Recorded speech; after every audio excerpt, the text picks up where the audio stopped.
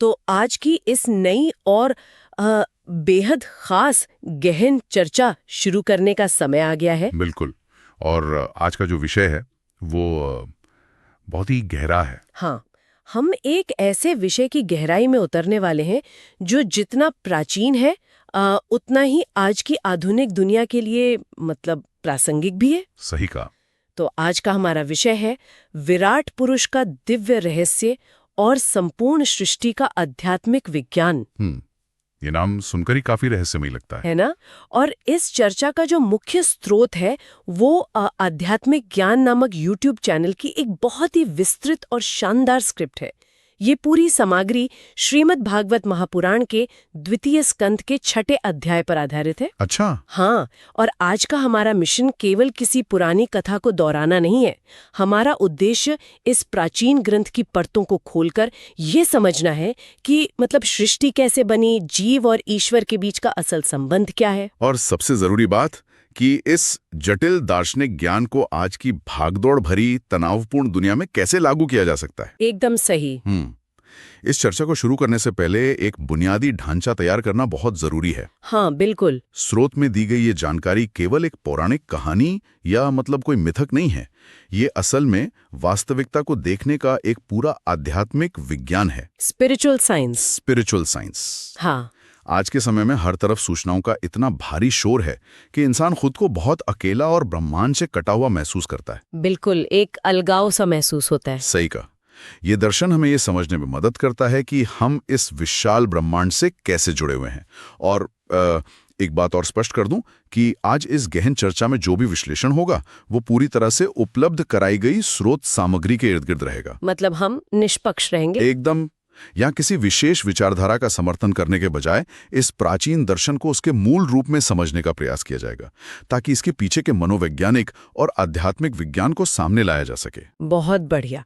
तो चलिए सीधे उस दृश्य में चलते हैं जहां से इस पूरे दर्शन की शुरुआत होती है। हाँ, वो दृश्य काफी शक्तिशाली है। श्रोता एक बहुत ही नाटकीय दृश्य प्रस्तुत करता है।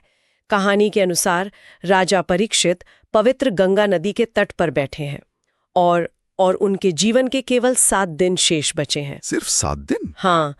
मृत्यु एक निश्चित सच बनकर उनके ठीक सामने खड़ी है और उनके सामने विराजमान है शुकदेव गोस्वामी, जिन्हें श्रोता एक निर्विकार संत और परम ब्रह्म ज्ञानी बताता है।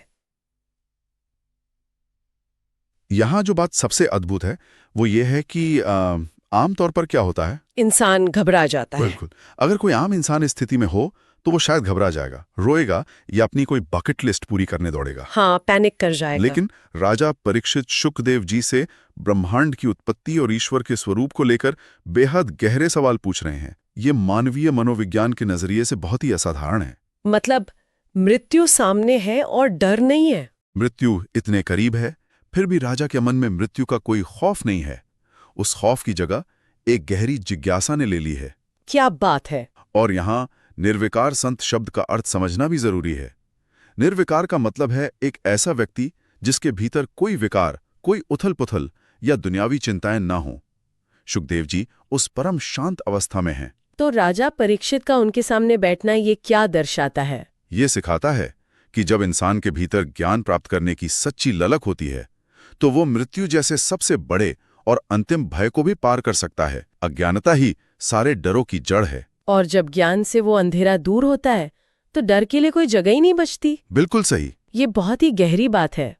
जब राजा परीक्षित ये सवाल पूछते हैं तो शुकदेव गोस्वामी उन्हें सीधा जवाब देने के बजाय कहानी के एक फ्लैशबैक में ले जाते हैं। एक कहानी के अंदर कहानी। हाँ, वे बताते हैं कि ठीक यही प्रश्न सृष्टि की शुरुआत में स्वयं ब्रह्मा जी ने भगवान से पूछा था। अच्छा। स्रोत के अनुसार सृष्टि के आरंभ में कोई ग्रह, तारे या आकाश गंगाएं नहीं थीं।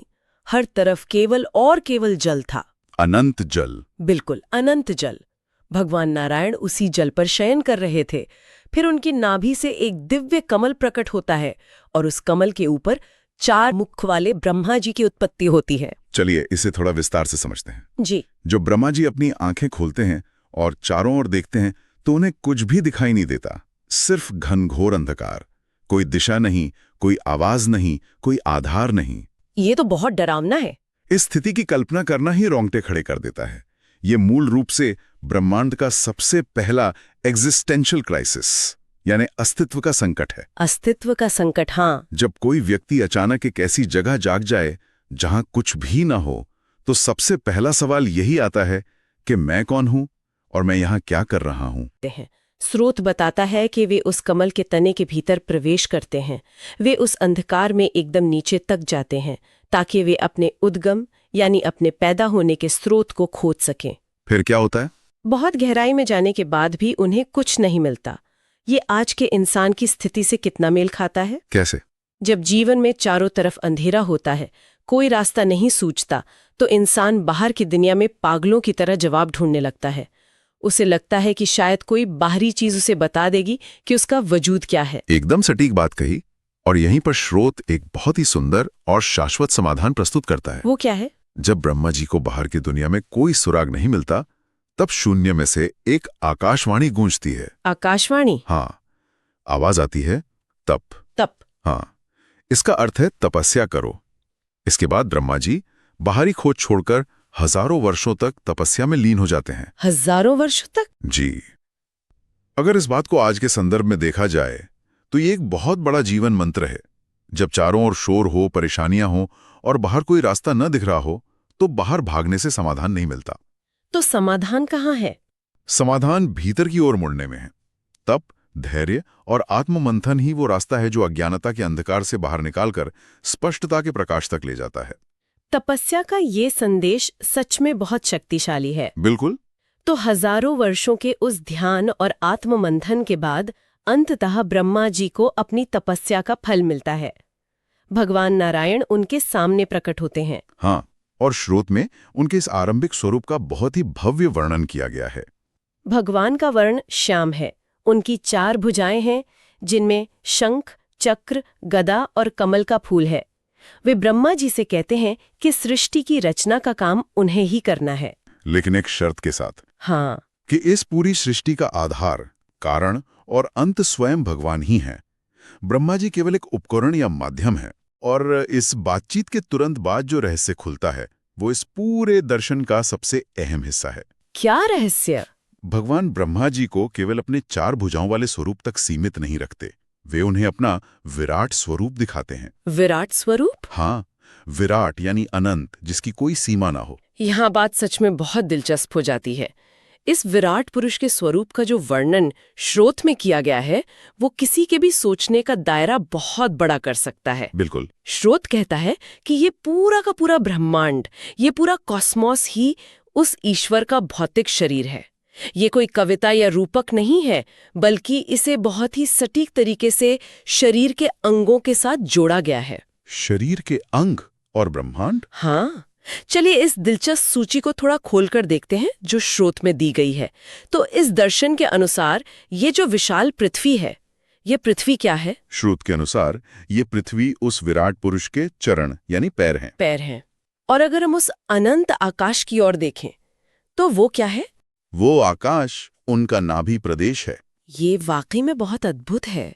और वे चीजें जो हमें रोशनी देती हैं, जैसे सूर्य और चंद्रमा। सूर्य और चंद्रमा उस विराट पुरुष की आंखें हैं, जिससे वो पूरी सृष्टि को देखता है। और दिशाएं, उत्तर, दक्षिण, पूर्व, पश्चिम, इनका क्या स्थान है? ये सारी दिशाएं उनके कान हैं। इसके अलावा जो वेद हैं, जो सर्वोच्च ज्ञान है, वो उनकी श्वास यानी सांसें हैं। सांसें? कमाल है।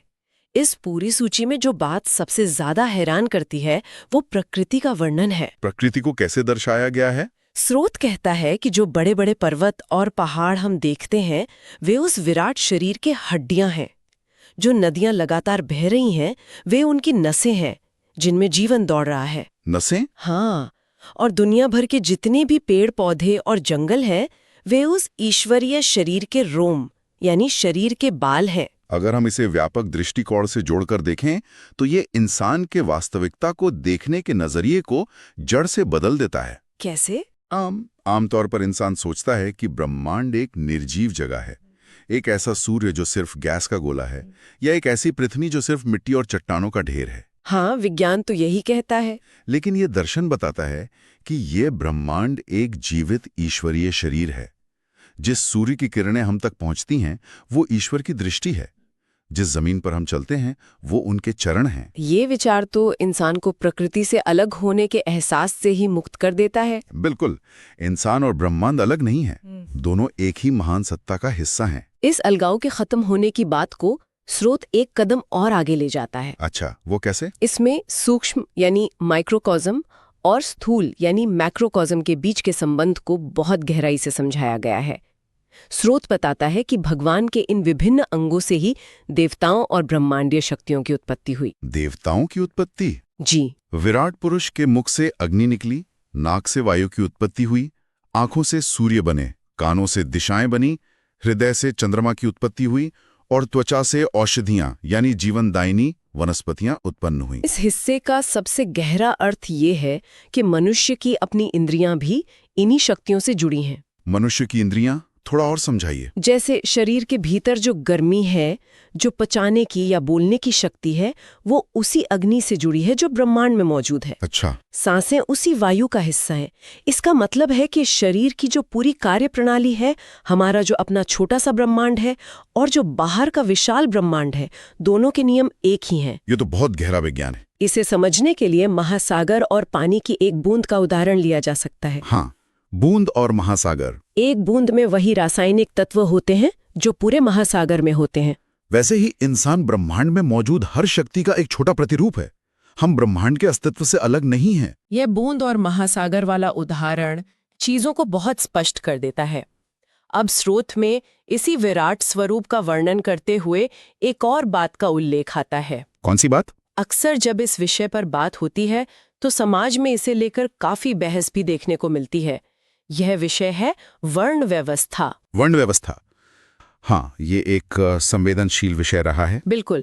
स्रोत के अनुसार विराट पुरुष के मुख से ब्राह्मण, भुजाओं से क्षत्रिय, जंघाओं से वैश्य और चरणों से शूद्र उत्पन्न हुए। जी। इतिहास में इस व्यवस्था को अक्सर विभाजन और भेदभाव के रूप में देखा गया है। ऐसे में यह सवाल उठना बहुत लाजमी है कि एक आध्यात्मिक और सबको जोड़ने वाला ग्रंथ इस तरह के विभाजन को कैसे सही ठहरा सकता है। इससे एक बहुत ही महत्वपूर्ण प्रश्न उठता है। और अगर हम पूरी तरह से निष्पक्ष होकर केवल स्रोत की बात करें तो स्रोत इस व्यवस्था को विभाजन के रूप में नहीं देखता। तो किस रूप में देखता है? स्रोत इसे सामाजिक समन्वय के दिव्य विज्ञान के रूप में प्रस्तुत करता है। इसे समझने के लिए हमें वापस उसी शरीर वाले रूपक पर जाना होगा। शरीर का रूपक? हाँ, एक मानव शरीर तभी ठीक से काम कर सकता है जब उसका मुख, उसके हाथ, उसका पेट और उसके पैर सभी अपना अपना काम पूरी तरह से करें। बिल्कुल सही। क्या शरीर का सिर अपने पैरों को नीचा समझ सकता है? अगर पैर चलने से मना कर दें तो सिर कहीं नहीं पहुंच सकता। यानी ये ऊंच नीच की सीढ़ी नहीं है, बल्कि एक पारिस्थितिकी तंत्र यानी इकोसिस्टम है। एकदम। स्रोत स्पष्ट रूप से कहता है कि ये समाज को सुचारू रूप से चलाने के लिए कार्यों का एक बंटवारा है। कैसे? समाज को ज्ञान देने वाले मुख की तरह हैं, रक्षा करने वाले भुजाओं की तरह हैं, व्यापार और अर्थशास्त्र संभालने वाले पेट या जंघाओं की तरह हैं, और जो लोग सेवा या बुनियादी ढांचा तैयार करते हैं वे चरणों की तरह हैं जो पूरे समाज का भार उठाते हैं। और किसी एक के बिना भी समाज रूपी शरीर पंगु हो जाएगा। यही बात है। स्रोत का मूल संदेश यह है कि ये सभी एक ही विराट शरीर के अंग हैं, इसलिए इनमें भेदभाव का कोई स्थान हो ही नहीं सकता। ये नजरिया निश्चित रूप से इस प्राचीन व्यवस्था को देखने का एक बहुत ही अलग और समन्वयकारी दृष्टिकोण देता है। बिल्कुल। अब इस विराट स्वरूप की विशालता के एक और पहलू पर चलते हैं।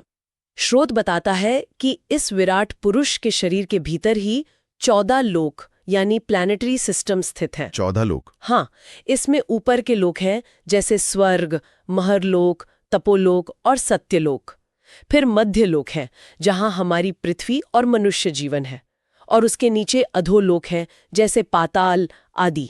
सब कुछ उसी एक शरीर का विस्तार है। इन 14 लोकों का अर्थ केवल भौतिक ग्रहों से नहीं है, ये चेतना के विभिन्न स्तरों को भी दर्शाता है। चेतना के स्तर? हाँ, लेकिन सबसे महत्वपूर्ण बात यह है कि चाहे वो सबसे ऊपर का सत्यलोक हो या सबसे नीचे का पाताल लोक, वे सब के सब उसी एक विराट शरीर के भीतर हैं। मतलब उस शरीर के बाहर कुछ नहीं है? बिल्कुल नहीं।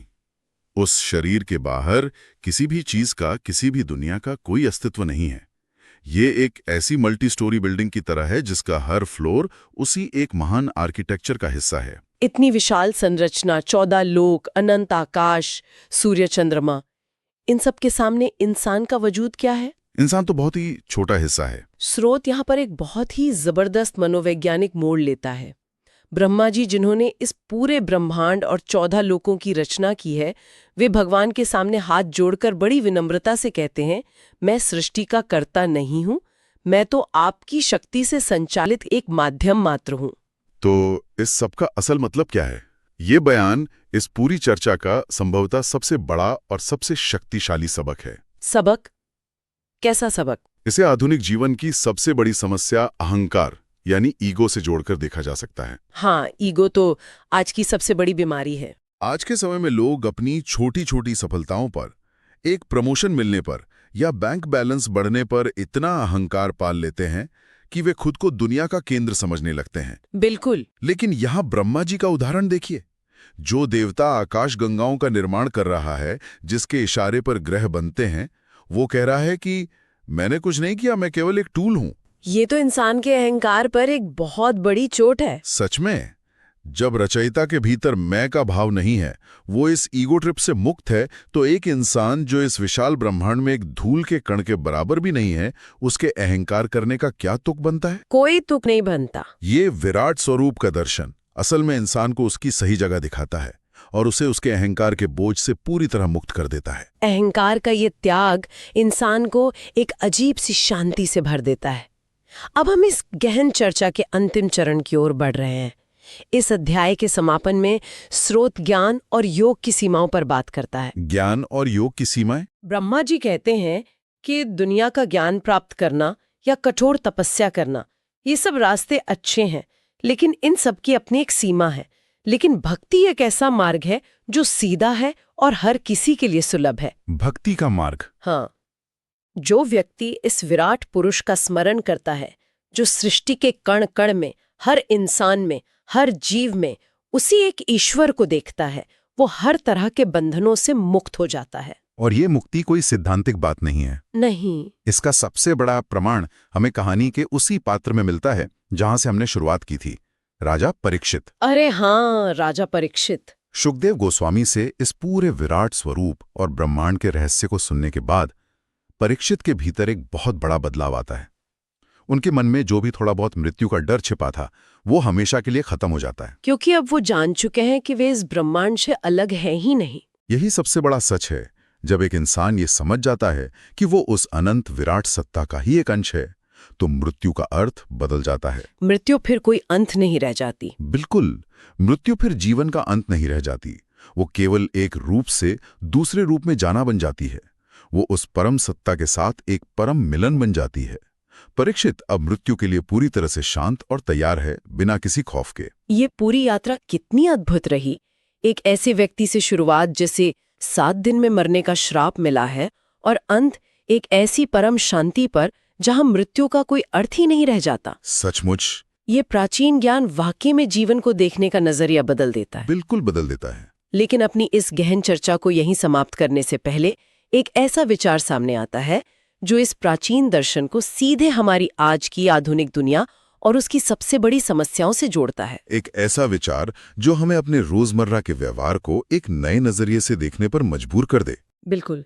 आज के इस पूरी चर्चा से ये बिल्कुल स्पष्ट हो गया है कि इस दर्शन के अनुसार प्रकृति का हर हिस्सा, बहती हुई नदियां, ऊंचे पर्वत, हरे भरे पेड़ और बहती हुई हवा, सब कुछ उस विराट पुरुष का, उस ईश्वरीय सत्ता का ही भौतिक अंग है। सही बात है। तो ऐसे में आज के इस आधुनिक और तकनीकी युग में जब इंसान विकास के नाम पर पर्यावरण को अंधाधुंध नुकसान पहुंचाता है, जंगलों को काटता है या नदियों को रसायनों से प्रदूषित करता है, तो क्या वो केवल प्रकृति का नुकसान कर रहा है, या तकनीकी और आध्यात्मिक रूप से वो सीधे उस ईश्वरीय शरीर को ही चोट पहुंचा रहा है? यही वो सवाल है। यार, एक बहुत ही गहरा और बेचैन करने वाला सवाल है। अगर नदियां सच में ईश्वर की नसें हैं और पेड़ उनके रोम हैं, तो प्रदूषण फैलाना केवल एक पर्यावरणीय या कानूनी अपराध नहीं रह जाता। तो क्या बन जाता है? ये सीधे तौर पर एक आध्यात्मिक अपराध बन जाता है। इस नजरिए से देखा जाए तो क्या विराट स्वरूप का ये प्राचीन ज्ञान आज के क्लाइमेट चेंज और पर्यावरण संरक्षण के लिए दुनिया का सबसे बड़ा, सबसे शक्तिशाली और सबसे जरूरी दर्शन नहीं बन सकता? ये एक ऐसा सवाल है जो हम सभी को अपने अस्तित्व और अपनी जिम्मेदारियों पर गहराई से सोचने के लिए मजबूर करता है। बिल्कुल। शायद ब्रह्मांड को बचाने की शुरुआत उसे एक जीवित ईश्वरीय शरीर मानने से ही हो सकती है। इसी गहरे और विचारणीय सवाल के साथ आज की इस गहन चर्चा को यहीं विराम देते हैं। इस विराट सत्य पर विचार करते रहिए। समय देने के लिए बहुत बहुत धन्यवाद।